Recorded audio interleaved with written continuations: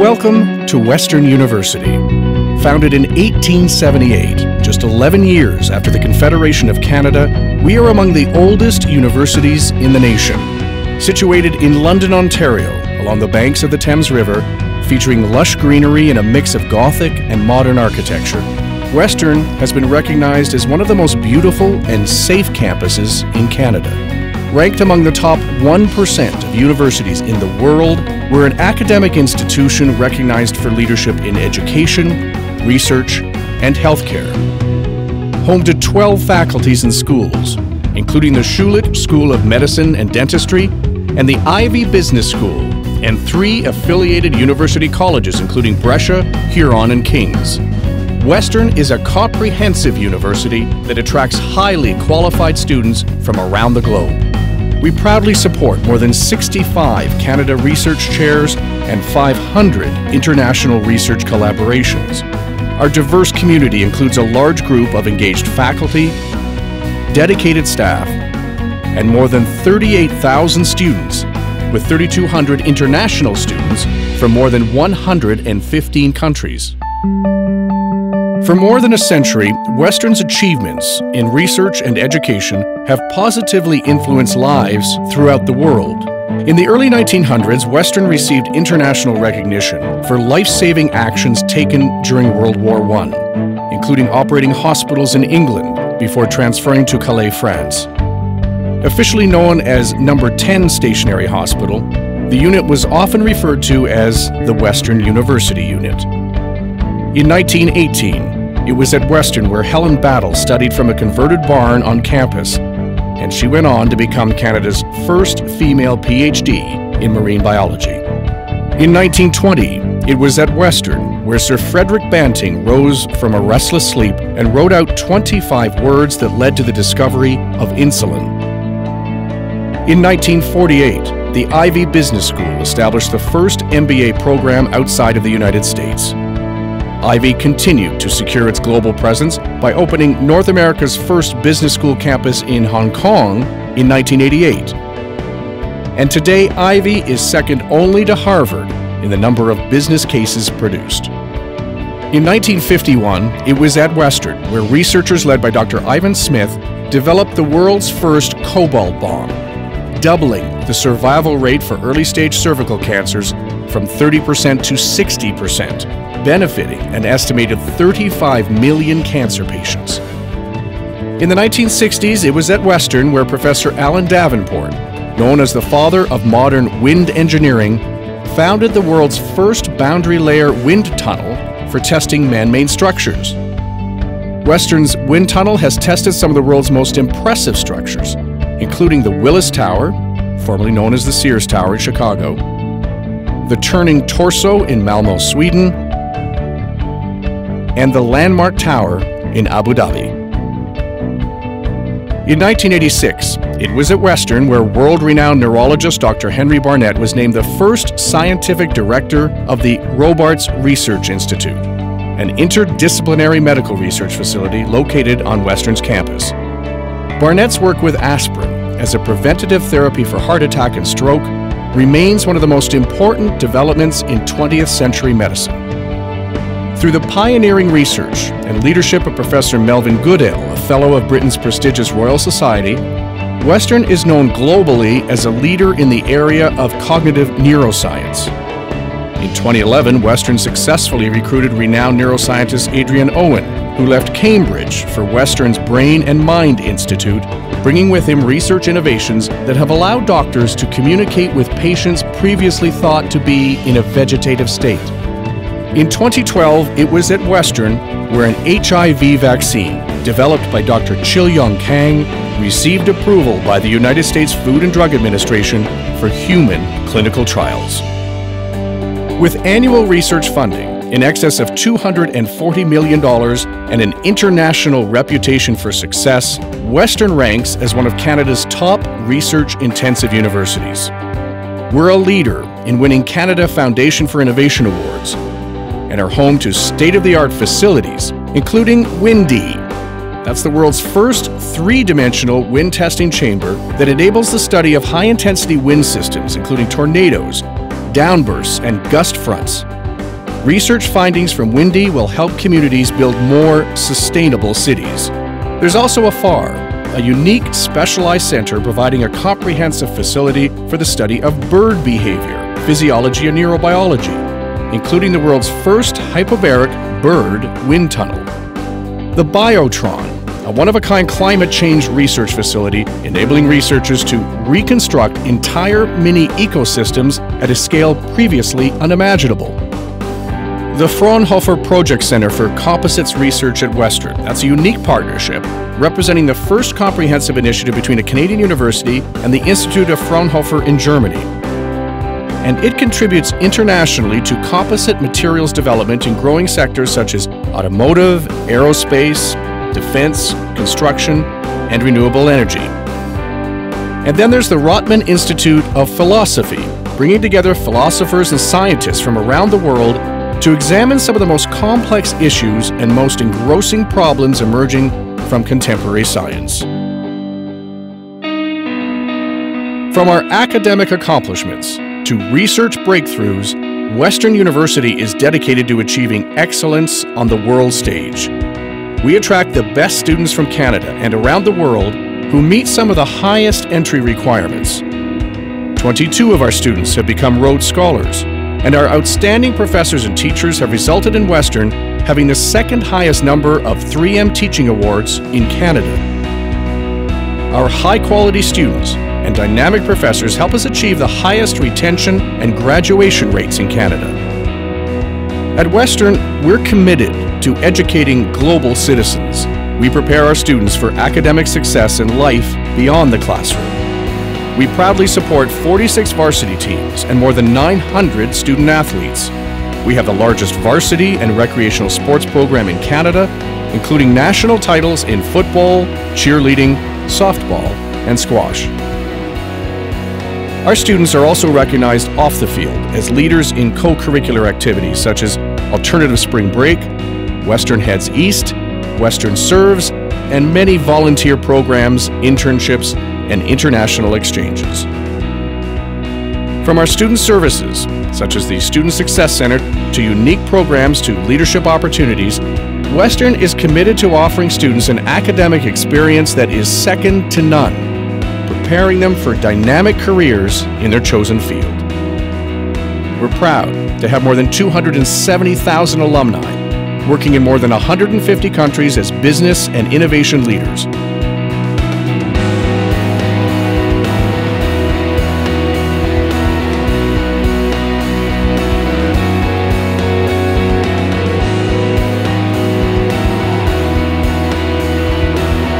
Including 55 alumni who have been named to the Order of Canada, our country's highest civilian honor.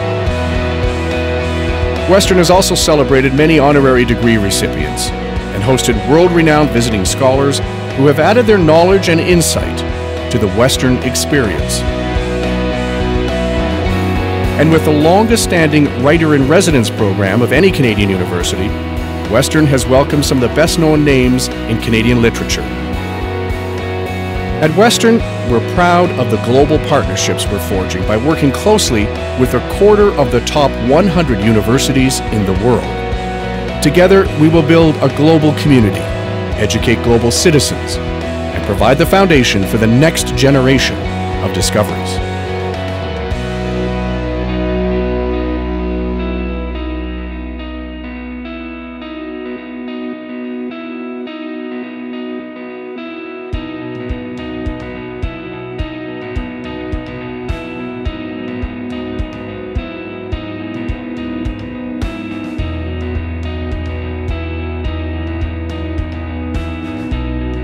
Good afternoon. My name is Amit Chakma. I'm the President and Vice Chancellor of Western, and it is my great pleasure to welcome you all to our BMO Auditorium here at Western's Ivey School of Business. I'm delighted to say that we have a full house for this inaugural presentation of the President's Lecture Series. And I want to extend a warm Western welcome to those of you joining us online via our live web stream. Before introducing our guest speaker, let me take just a moment to brag a little bit about our wonderful university and to highlight that Western University is the alma mater to many, many extraordinary private and public sector leaders. With more than 270,000 alumni living across Canada and around the world, Western graduates distinguish themselves every day in particularly every realm of human endeavor that you can imagine. Today, we celebrate the fact that Western alumni include several leaders who currently hold the levers of power at our central bank, the Bank of Canada. In fact, Western grads, led by today's speaker, account for 4 of the 6 members of the Governing Council of the bank that sets policy at the Bank of Canada. When we had only 3, I used to be able to joke that, if you like the policy they're setting, think of Western. If not, think of the other 3. But I can't do that anymore, Governor. Senior Deputy Governor Carolyn Wilkins, Deputy Governor Tim Lane, Governor Stephen Poloz, all hold graduate degrees from Western's in the much famed Department of Economics, while Deputy Governor Lynn Patterson holds her HBA from our Ivey School of Business, Ivey Business School, I should say. It should be noted that former Governing Council members, Tiff Mecklem and Paul Jenkins, are also proud Western economics grad. Paul currently serves on our Western's Board of Governors. I'm pleased that Paul is able to join us this afternoon. When Ms. Wilkins' appointment was announced last year, Globe and Mail reporter David Perkinson described our alumni as, quote, products of a golden era of economics at Western in the late 1970s and 1980s. Perkinson went on to describe Western as a global hotbed for monetary theory and inflation research that launched a generation of Canadian economic leaders and built the intellectual base on which the central bank sits today. Of course, credit for the creation of the global hotbed at Western belongs to the outstanding faculty members who have made up our economics department over the years. Individuals such as Grant River, David Laidler, Michael Perkin, and John Wally, among many other distinguished colleagues. Today, in recognition of our extraordinary alumni and exceptional faculty and staff who helped shape the lives of Western graduates, I'm very pleased to introduce the first ever speaker in our President's Lecture Series. Born in Oshawa, Ontario, Stephen Poloz has more than 30 years of public and private sector experience. Stephen earned his master's and PhD in economics here at Western before joining the Bank of Canada in 1981, where his career progressed through a range of increasingly senior positions during a 14-year span. He then spent 4 years at BCA Research as managing editor of its publication, The International Bank Credit Analyst. In 1999, Stephen then joined Export Development Canada as its vice president and chief economist.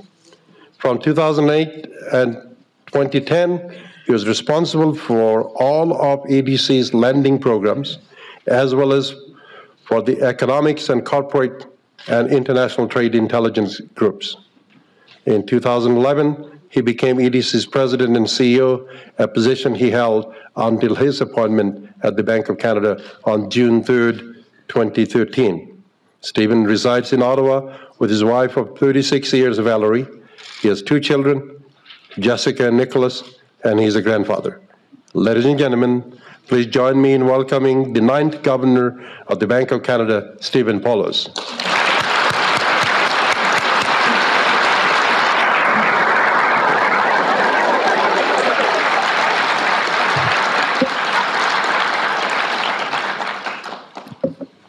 Well, thank you very much for that. It's very kind.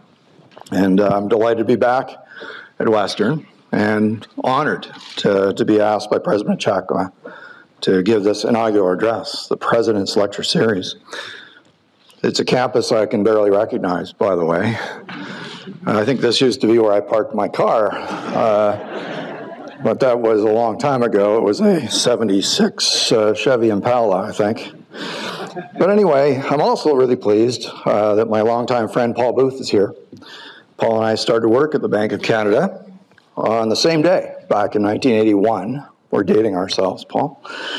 We've been collaborators and friends ever since, and now he's doing some really innovative things here at Ivey, the Lawrence Center, which is cool. So, while preparing for today, I did a little reminiscing.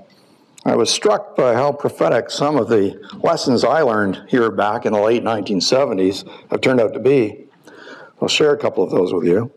Many of us came to Western at that time to learn from people Emmett mentioned, okay? The high-profile duo of David Laidler and Michael Parkin, were these headline names. And I can remember David telling me, and this literally was in 1978, but I remember it well, and I bet he would too. Usually he wraps his knuckles together. I don't know how many of you know him, but anyway, that's what he does. Steve, monetary targets will help keep us out of trouble. But if we do get into trouble, they might not get us out. That was wise. And then there was Michael, who later was my thesis advisor, who said, Steve, there are lots of monetary policy rules that deliver the same inflation outcome. But each of those will have very different consequences for the economy. Well, those words ring very true 35 years later, I can tell you, particularly given our experience over the past decade.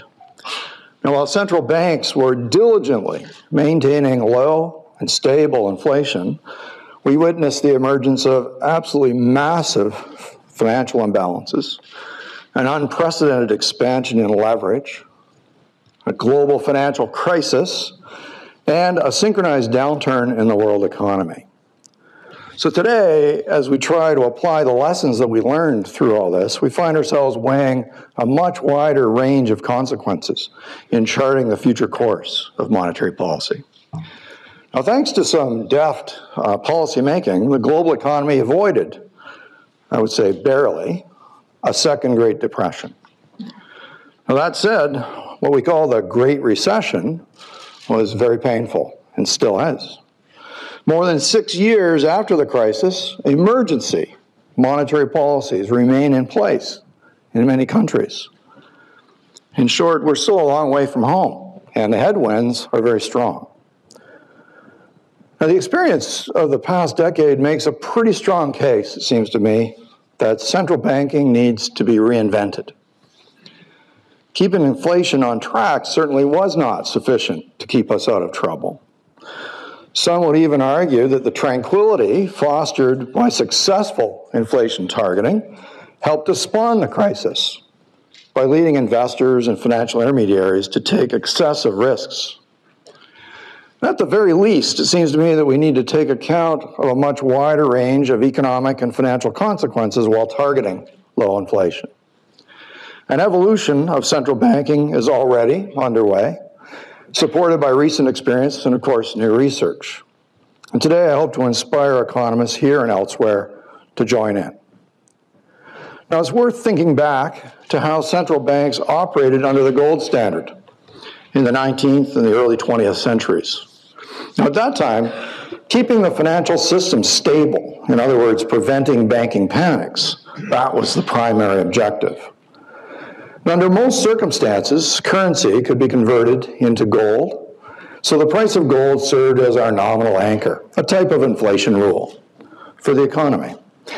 Central banks provided an elastic supply of money, expanding or shrinking the supply to meet demand and maintain the fixed gold price. And the aim of all this was to avoid those wide swings in liquidity and interest rates that often heralded banking crises. Now, the central bank of that era also supported financial stability, as we think of it today, by acting as the lender of last resort, thereby preventing a liquidity shortage in just one bank becoming a full-blown panic. The Bank of Canada, which, by the way, will celebrate its 80th anniversary in a couple of weeks. We're going to have cupcakes, I'm told. That's 1,300 cupcakes, so that's not a small thing to organize. It was established during the Great Depression with those objectives in mind. But there was also a hint of more ambitious set of objectives, given the state of the economy at the time. The Bank of Canada Act instructed us to regulate credit and currency in the best interests of the economic life of the nation and to protect the external value of the currency. It was pretty silent about how to accomplish those things. But in the event, the gold standard, which we found ourselves under, proved to be too rigid a framework for monetary policy. And in 1944, the Bretton Woods Conference gave the world a system of pegged but adjustable exchange rates, which replaced the gold standard with a US dollar standard, which in turn, the US dollar was pegged to gold at $35 per ounce. Now this system, to keep the story short, also proved unsatisfactory in several respects. Certainly no need to go into detail, but the stresses of the early 1970s proved too much. The Bretton Woods system collapsed, launching an era of high global inflation and a search for a new framework for monetary policy formulation. Now a number of central banks, including the Bank of Canada, at that time adopted monetary targets as a means of getting inflation back under control.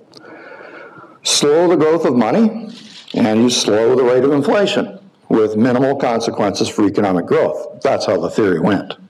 Now, this was the state of play when I came to Western in 1978. And there was solid academic support for that policy and framework. But by the time I arrived at the Bank of Canada in 1981, only 3 years later, there was growing disenchantment with monetary targeting, mainly because the link between money and inflation was proving to be quite unreliable. So for practical reasons, the target had to be abandoned. But as former Governor Gerald Bowie famously put it in 1983, he said, "We didn't abandon M1, M1 abandoned us." Well, the search for a better monetary policy framework continued through the 1980s, both in central banks and, of course, in academia. And the questions that were being addressed were very fundamental ones, like what is the optimal monetary policy? What's the best anchor for that policy? Should central bankers be bound by rules, or should they be afforded discretion? How much discretion? And as you all know, what emerged from that was a consensus that central banks should pursue inflation targets directly, rather than targeting an intermediate variable such as the money supply. In 1991, the Bank of Canada then became the second central bank after New Zealand, who beat us only by a few months, to adopt inflation targeting. And over the next 10 years, many other major central banks joined the inflation targeting club. Now, at the time, it was hard to argue with the results.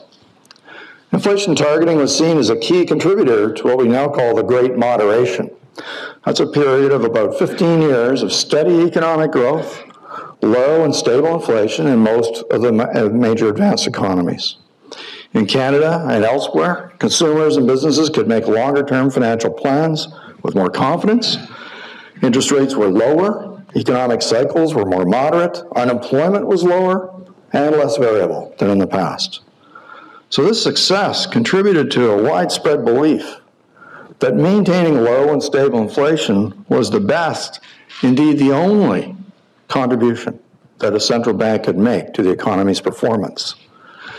Countries with dual central bank mandates, that's low inflation and strong growth, or sometimes low unemployment, they could rely on what we call the divine coincidence that said that stable inflation would emerge only when the economy was operating at full capacity anyway. And what about the issue of financial stability? Well, central banks would remain available as lenders of last resort, to be sure, the purpose for which they were originally created. But financial stability issues were seen primarily as a responsibility of regulators, and perhaps a problem for emerging market economies where banking systems were less fully developed. So this policy consensus began to wobble as the financial stability concerns grew during the mid-2000s. By 2007, it had fallen apart. Confidence that keeping inflation low and stable would keep us out of trouble had bred complacency, and complacency bred calamity.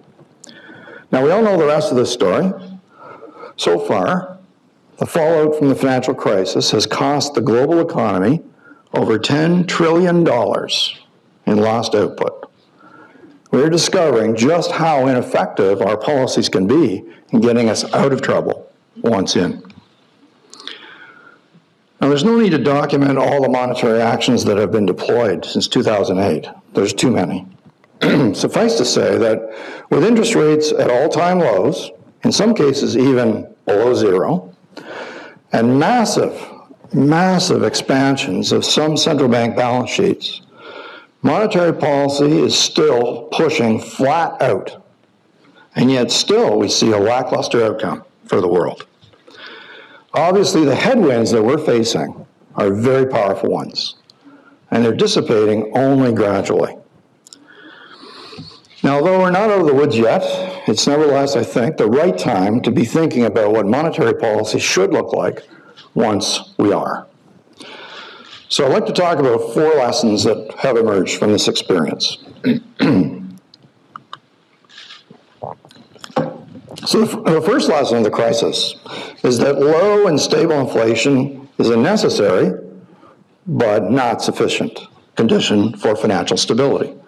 The low nominal interest rates that came with low and stable inflation led investors to increase their leverage and risk tolerance in a desire to boost their returns, and similarly encouraged consumers to ramp up their borrowing. We learned that these vulnerabilities can build up over time, raising the risk of a crisis even while the economy looks to be safe and sound. The second lesson is that while imbalances can make an economy vulnerable, debt-fueled imbalances are particularly hazardous. That's because when there's a shock, like the financial crisis, it can take a really long time for balance sheets to be repaired, and the economy simply does not recover in the usual way. A massive price tag for cleaning up the crisis has demonstrated the value of preventing these imbalances from building up in the first place. The third lesson is that maintaining a low and stable inflation rate is a two-edged sword. Yes, there are the expected benefits in terms of efficient functioning of the economy and financial markets, but there's a downside too. The low equilibrium level for nominal interest rates means that central banks have very little room to maneuver when there's a large negative shock, such as the one we encountered in 2008. Now, being constrained by the effective lower bound for interest rates, 0 or thereabouts, has clearly prolonged the global economy's adjustment. The fourth lesson is that policymakers cannot safeguard domestic financial stability simply by focusing on the safety of their domestic banking system. Policymakers really didn't understand the risks associated with the new forms of financial intermediation, such as complex debt instruments like collateralized debt obligations. And they didn't comprehend how interconnected the global financial system had become, how easily shocks can be amplified and transmitted from one place to another through those channels. Now, responses to some of these lessons are already being put in place. There's considerable supporting research, both at the bank and academia.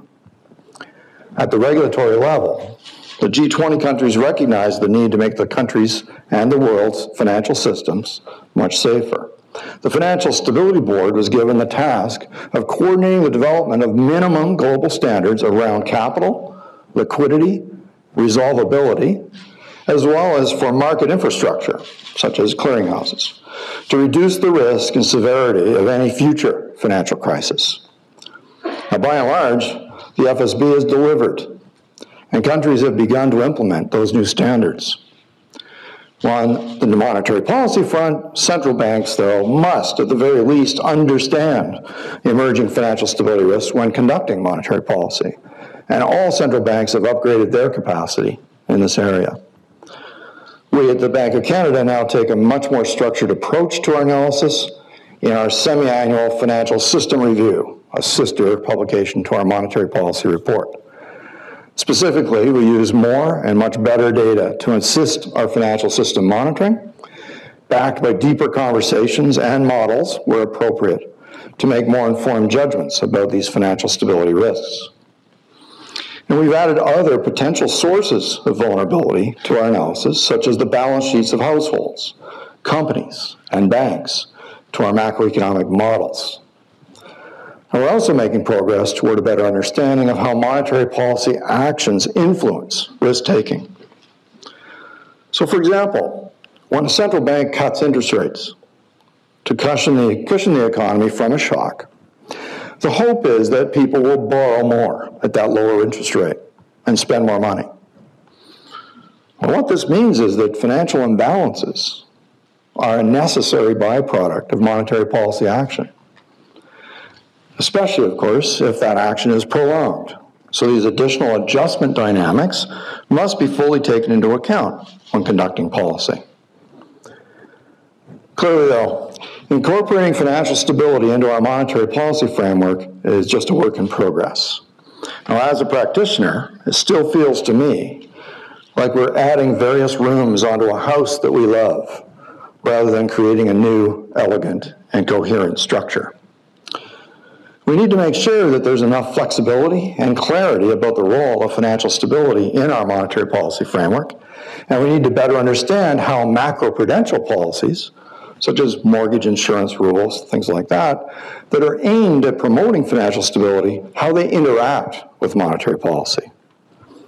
And above all, our experience of these past few years reminds us that, as economists, there's a great deal that we just don't know. Our models, frankly, are simple abstractions, and the notion of uncertainty that we build into them is usually of the benign white noise type that policymakers can generally ignore. I would argue, rather, that the uncertainty that central bankers face is truly fundamental, Knightian in nature and scope.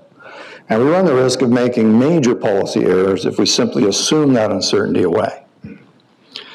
This necessarily transforms monetary policy making from something that we might think of as reverse engineering into an exercise in risk management. So let me touch on some of the known unknowns that are on my mind, speaking as a practitioner. Ideas for further research, if you will. I'll touch on 4. First, there's the globalization of production, by which I mean the optimal geographic distribution of production chains by companies. Now we see research and development in one country, manufacturing of components in various other countries, final assembly in another. Now, this phenomenon is well documented, but its effect on some of the things we hold dear is not well understood. For example, there's evidence today that fluctuations in global inflation account for a large and growing share of the variation in inflation in individual countries. How does this affect our ability to target domestic inflation? And how does the international rearrangement of manufacturing processes affect the way that monetary policy feeds through the domestic economy? Second, there's traditionally been a reasonably well understood role for exchange rate fluctuations in monetary policy actions and in the equilibration of the economy in response to shocks. Canada, in particular, remains committed to a flexible exchange rate regime. But a growing share of global output is now produced in economies with fixed or heavily managed exchange rates. Plus, as I said, companies have spread their supply chains across multiple countries with multiple exchange rates. So how does all this affect the transmission of monetary policy actions to our economy? The third, there are interesting questions around the impact of changing income distribution on the monetary policy transmission mechanism. Globally, we're in the midst of 2 dramatic waves: a demographic wave, as large numbers of workers in their peak earning years approach retirement, and a technological wave, which is producing structural adjustments in labor markets, especially in the middle of our income distribution. So how do these forces affect the responsiveness of the economy to monetary policy and our ability to maintain low and stable inflation? And fourth, our macroeconomic models are based on the so-called representative firm. A representative firm that reacts to policy changes by, for example, borrowing or hiring and investing more when interest rates are lowered, and less, of course, when they're raised. But we know that smaller firms behave very differently from large firms, and the credit channels that they deal with are not the same at all. In our current situation, where so many firms have simply disappeared, we need to understand these processes very well, because our ultimate recovery from the crisis will depend on a rebuilding process involving high levels of new firm creation. So these are just some of the things on my mind, and they arise just now at the time when the bank prepares to renew its inflation targeting agreement with the government, which is scheduled for 2016. Now, the technical issues directly related to that agreement were laid out in a speech recently by Agathe Cote, my colleague, in November in Calgary. I recommend you take a look at that. It's full of all those details, but I want to mention a couple things here. It should be clear that the lessons of the recent crisis will be coloring that research agenda. As Agathe said in her speech, nothing is broken. And the bar for changes to the inflation targeting agreement will be very high.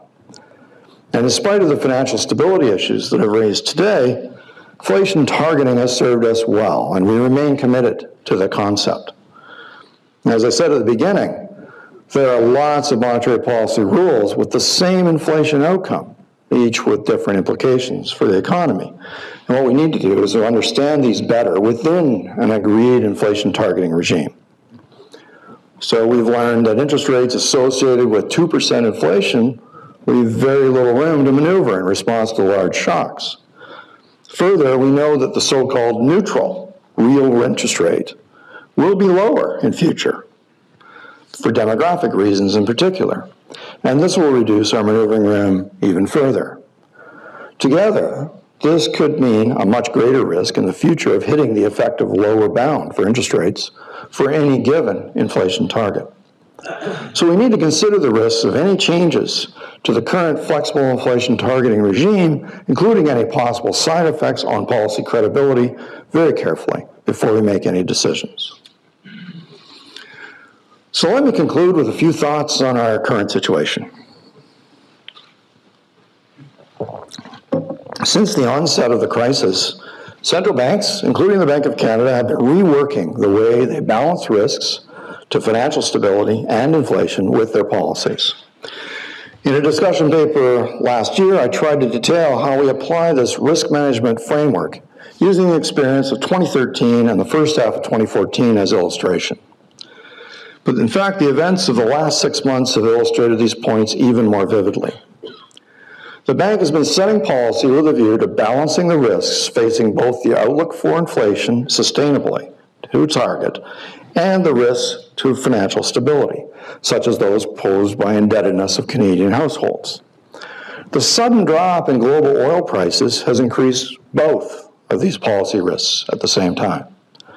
First, the oil price shock is an important setback in our progress toward full capacity, full employment, and stable inflation because it is a net negative for Canada's economic growth.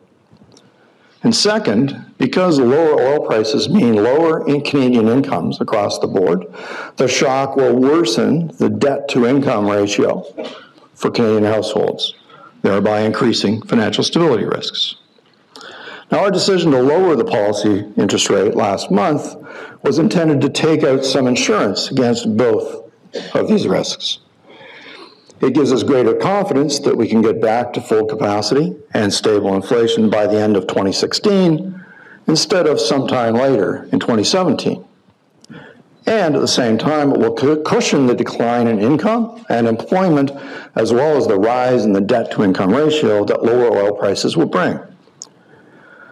Using the term insurance underscores that we are in a very uncertain setting. And what we're really trying to do is to manage the risks we face, not eliminate them.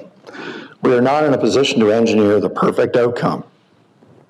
The negative effects of lower oil prices hit the economy right away. And the various positives, more exports because of a stronger U.S. economy and a lower dollar, and more consumption spending as households spend less on fuel, those positives will arrive only gradually, and they are of uncertain size. Plus, the oil price shock itself is of uncertain size.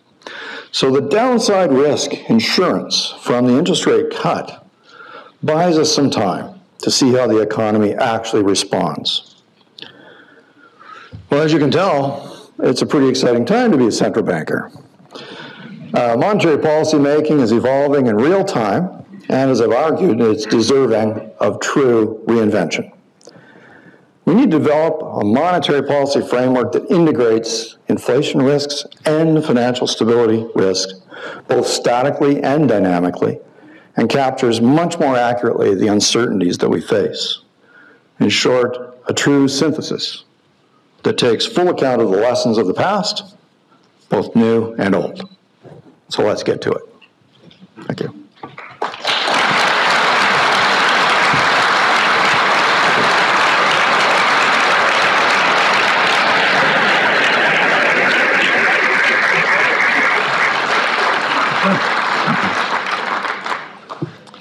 Hi, my name's Paul Booth. I am a professor here at Ivey and director of the Lawrence Center. And like the governor, a graduate of Western's great economics program. My job is to moderate a Q&A session. But before I do, I just wanted to say on behalf of everyone here, and especially our dean and the faculty and students of Ivey, thanks so much for coming and sharing your thoughts about the future. And it's great to have you back at Western. Yeah.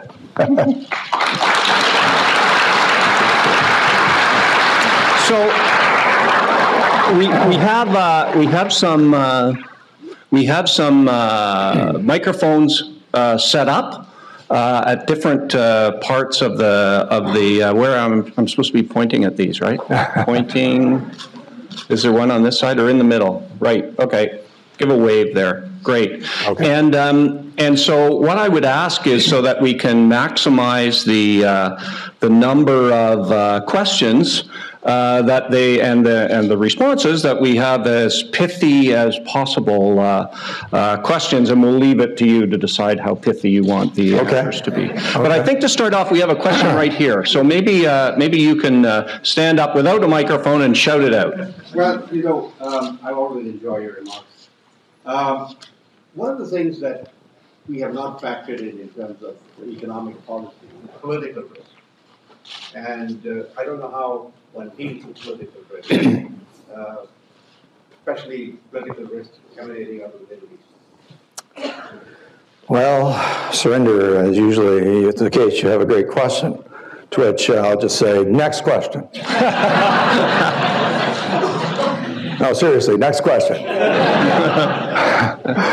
I'll just say a word about that. I mean, there's a whole literature now growing around political risk. And I know you know some of it, of course, because of your background. And at EDC, where I was from before, we had a whole group. That's all they did, like 8 or 9, 10 people. And but factoring it in some sort of quantitative way is a very difficult thing. So it ends up being kind of a detailed kind of risk assessment that then you put an overlay on top of the plans you're making. And some political risks, as an investor, you can ignore, and others you can't. For us, primarily, it's an exogenous thing, so it might be like, you know, how do we make an estimate of what the oil price might be like? You know, that would be one obvious manifestation where political risks hit. And the answer is you can analyze that all day long, and you'll say on the one hand and on the other hand. And this is exactly why in our monetary policy report, we just picked the last few weeks, average the price of oil, and we say, that's our assumption. And we'll do a shock, say plus $10 or minus $10, so people get a sense of how our views are sensitive to a political risk outcome. But actually bringing it into your forecast, you know, as a business person, you must. As a forecaster, that's a much harder thing to do. And, you know, that's not a very complete answer, but it's the one I have for you today. And Paul wants me to be pithy. I have a question here at the front, and I'm still have people come up here. Hello. Interested in your outlook on the EU. Yes. We've seen so much volatility. Your thoughts on the Swiss National Bank decoupling from the euro? Think that was the right thing to do? And how do we ever have a single currency in an environment with such disparate political and economic situations? That's a great question, Linda. Full disclosure. Okay. So, all right. Well, I think Europe is just a perfect case study for what I was talking about at a global level.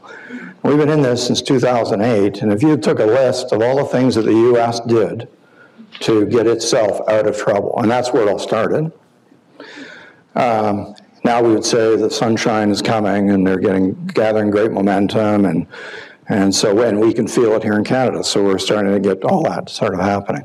But think about all the things on that list that the U.S. did in the cleanup, and ask how many of those things have already been done in Europe. And the answer is not very many. So that's just to say that the work of extracting yourself from that post-bubble crater is long and hard, and it could take several years longer. The good news is that the financial system appears to be stronger than you might have guessed. The inspection went very well, and that's an important linchpin to the whole recovery story. But the last part of your question is a very interesting one, is when have we ever had a single currency area with that much disparity within it? And the answer is we have it all the time right here in Canada. Canada is just a disparate collection of economies, and we've had a single currency for a very long time. But you ask, how does that work? It's because of the kinds of fiscal equalization things and an EI system that stabilizes things and ability to move back and forth and so on. And all those things that give us that fluidity, they're less so, right, in Europe. But that just means that for a given shock, it's harder for them. But we've had a lot of disparity within Canada at times. We have one right now, as you know. But in the past, we've had these shocks where inflation differences would be like, say, 4 percentage points between Ontario and Alberta, that kind of thing, both directions. That's an indication of the need for an exchange rate to adjust if there were one, right? But there isn't one, so the costs of other things have to do the work. So anyway, that's a cute answer to, I think. Anyway, I think it's cute, but it's a cute answer to your question. That's just to say we did that work back before they created the EU or the Monetary Union, and we said, we've had that in Canada, so it is survivable, but you have to have the right kind of adjustment mechanisms within it. And they have some, but not all the ones that they would need. The outlook is for more of the same, I think, for the time being. It's going to take quite a while for that all to come out.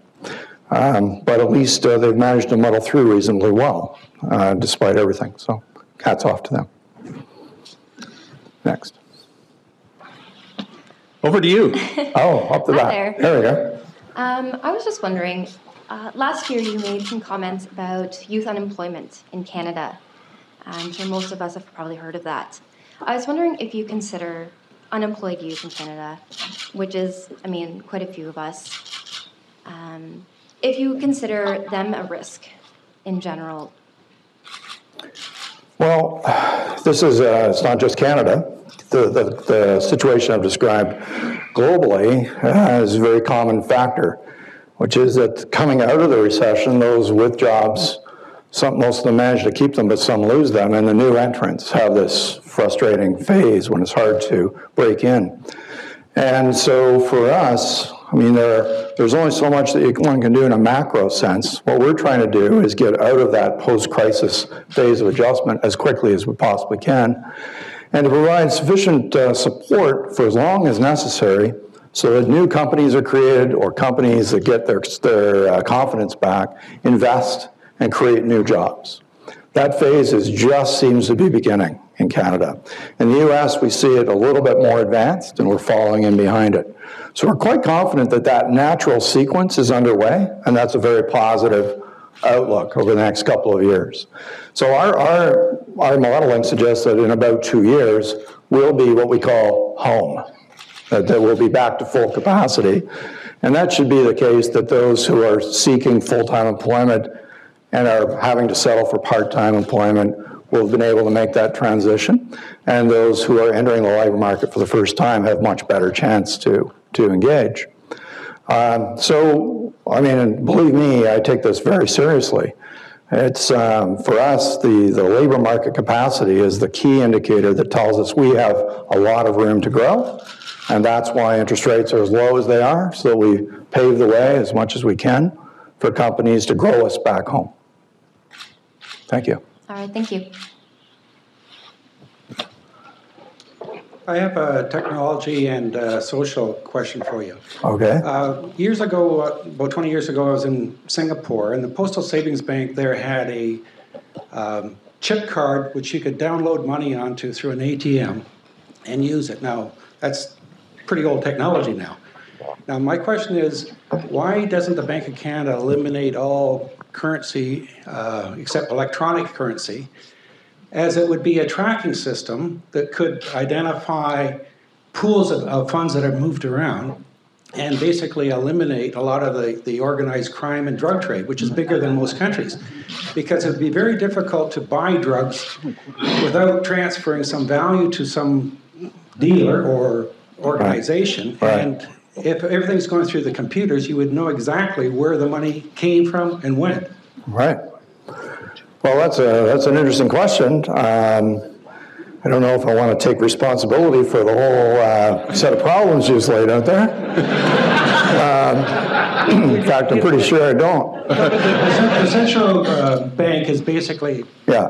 A tool of society. That's right. And you're an employee of ours as society. Right. And hopefully you work with the public health and the Right. RCMP and the tax people. I understand. And if there's pools of money that seem inappropriate, we could do the Al Capone thing and put a person in jail for tax evasion. Understood. Well, it's an idea worth considering, I guess, but the vast majority of global payments are electronic. It's actually a very tiny fraction that aren't. I don't know about you, but I've got currency, and I like to have it. It's about the surest thing. Have you ever had one of your cards compromised? Yes. Have you had to go through the thing of getting a new debit card because it's been compromised? Yes. So no payments means is perfect. No, but there's more than one objective. That's the point I'm trying to make. That we're not trying to satisfy just one objective, which is not an invalid one. It's a good one. But the one that we are most responsible for is the fluid payment system, one that's safe and secure and efficient. And currency evidently still is a really important part of that, not just for those doing black market transactions. But the Postal Savings Bank card was not a credit card. You downloaded from your ATM. I understand. Maybe $200. I know exactly what it was. It would be the same as a pickpocket taking your wallet with your money in it. Yeah. So you wouldn't lose any more. Yeah. But it's a tracking system. Yeah. Because I get the idea. Thanks, but I know I've already given you more of an answer than I actually know the answer to. So, everybody really wants money in their pocket, even the good guys. So I think that's important that we provide that too.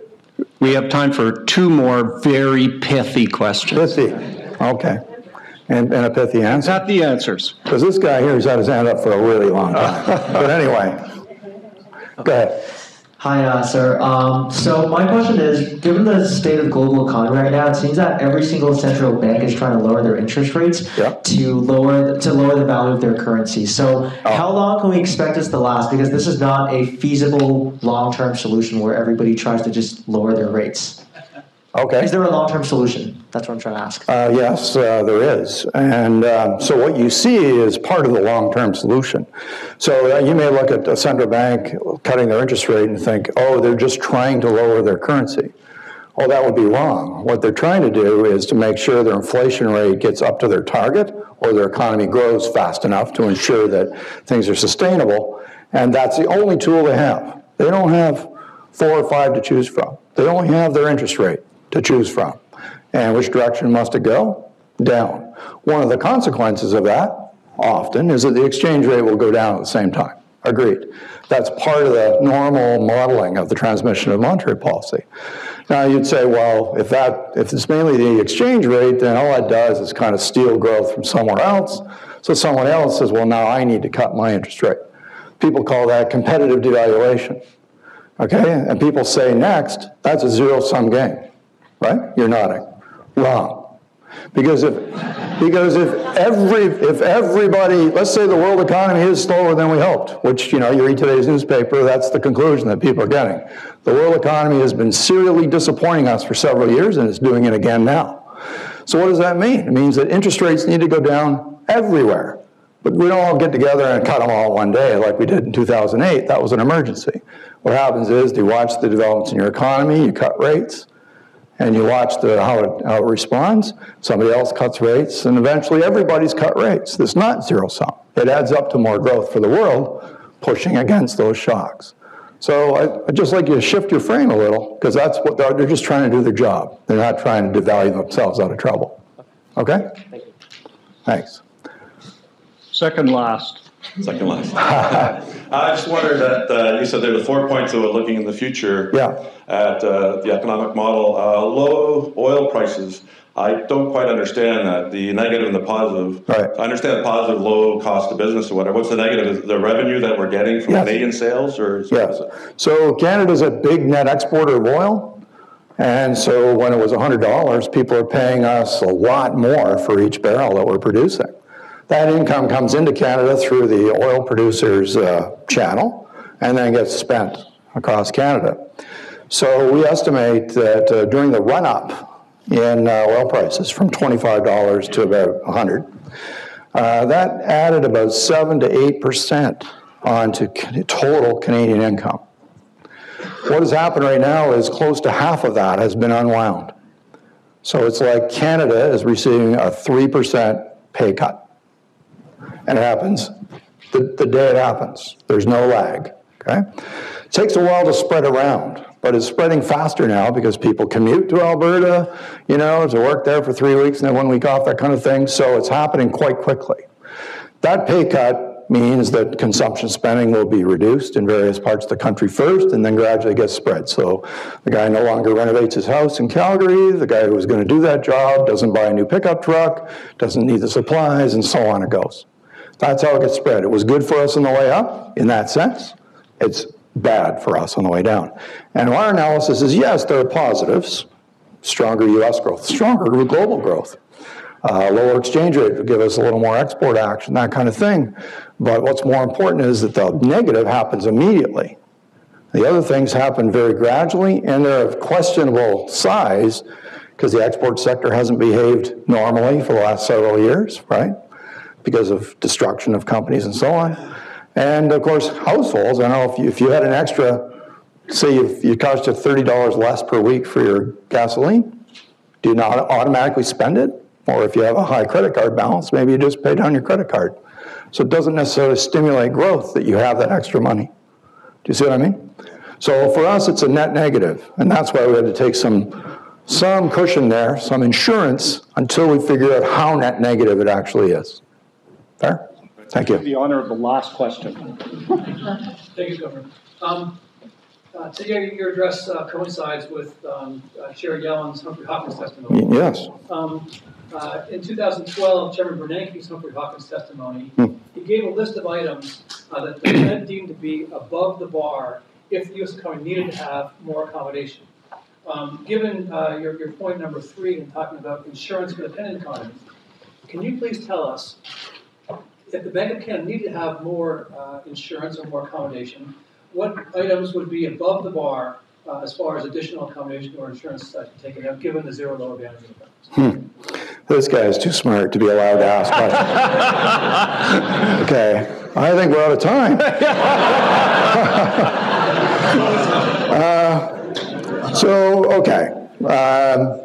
Briefly. Pithily.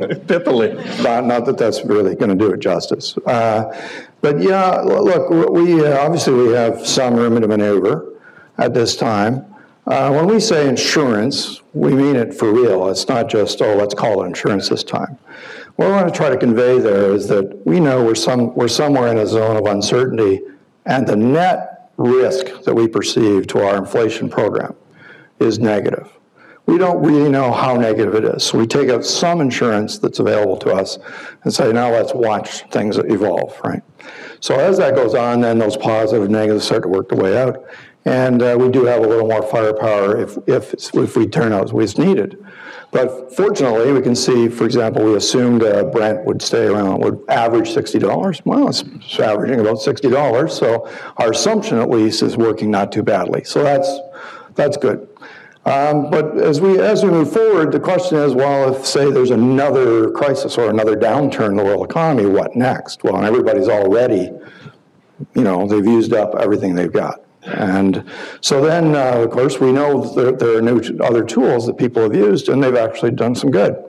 So the quantitative easing, people make jokes about it all the time, but it worked, okay? And it's not just about getting bond yields down a little bit more. It's forward guidance to kind of compress the yield curve and stuff. Those things have effects on the margin, like really, are you going to borrow a lot more just because you get a few extra basis points? It's not about that. It's about making sure that all that liquidity is there, ready to go, and it's confidence building to know that somebody is actually taking action and getting it done. So in the EU, and monetary union, it's going to be like that. It's well, we're taking an action, and business confidence will be stronger just because of that. So all that is to say that you're into the dark zone with your question. I don't have an answer for you like that, but we do have things that we can do, and presumably, if something like that were to happen, it would be a shared thing. And so what happened in 2008? It was not just monetary policy. There was a major fiscal effort that happened across the board, every country, everybody did all at once. It was that combination of fiscal and monetary policy that averted the second Great Depression. Coming out of it now, we're into trying to get the fiscal house back more or less in order, getting the monetary policy with inflation back to normal, and we're all hoping that nothing bad happens along the way. As it looks like the momentum's gathering, so we're quite pleased with how it's going. Hope that gets you for now. Okay, thanks. Thanks everyone for some great questions and some very pithy answers. And now back to our president to close the proceedings.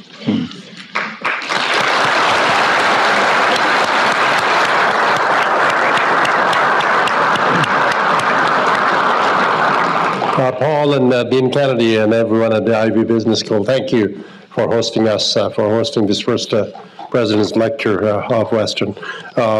Governor, thank you so much for making the time. I know how busy you are, but you probably already sensed that this place, all of us, we are very, very proud to call you one of our own. And there's a little gift for you. I believe it's a tie with the official colors. And I hope that you'll wear it with some pride. I certainly will. The opportunity arises. I certainly will. Ladies and gentlemen, please join me once again in thanking Governor Poloz for his wonderful. Thank you.